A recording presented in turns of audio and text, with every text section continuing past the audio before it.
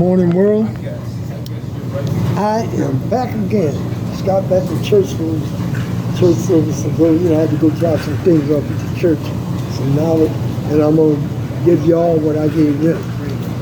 Like I told you, I come down to tear down generational curses, things that have been taught to us that are not real, and God has given me the access to His knowledge. My middle name is Steve.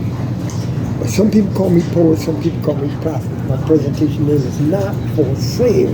Because God gave us, man, you can't put a price on it. Take all those names, throw them away. They don't mean anything. Your name always remember on this platform. It's the character of Jesus, the knowledge of the universe and God, and that's the names I want you to remember when I leave now. I want you to go, and I told you I don't quote scripture, chapter, and verse. I know what it is, but I want people to actually put into action their search, because there's many things that in your hardship and your patience, this is how patience is required. But I'm gonna give you this much. I want you to go into your internet and look at when Lot flees Sodom and Gomorrah.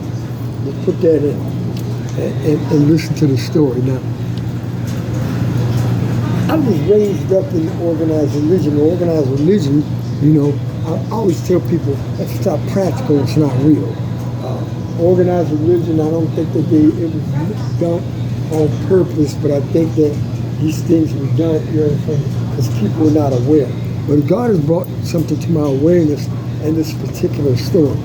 Now, in the particular story, what he talks about is Lot flees Sodom and Gomorrah, and his wife turns back, and she is turned to a pillar of salt. Now, I have the piece of information that people don't understand, and I want to show you how. See, a person can come and tell you God will bless you, but if they don't tell you how to see a breakthrough, then you'll never receive it. So I'm that guy. So let me show you how it happened.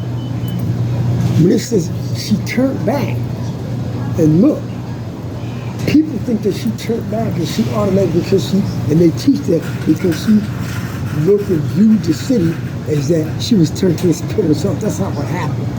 What actually happened is this. Okay. When this was turned back, that means she actually, in action, started going back towards the city.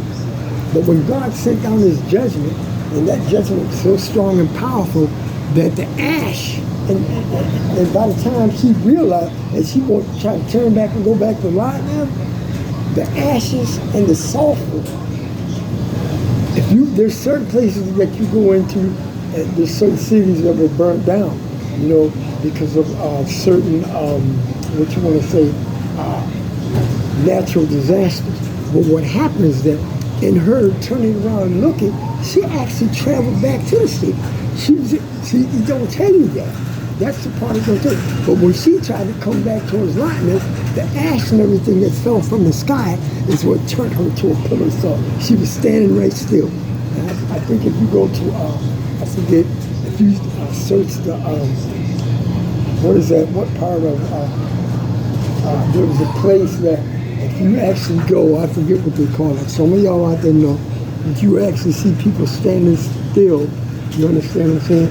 And then when the city blew up, the pillar and the salt froze and people right where they were standing. So that's what happened, you understand? So she didn't just turn around and look.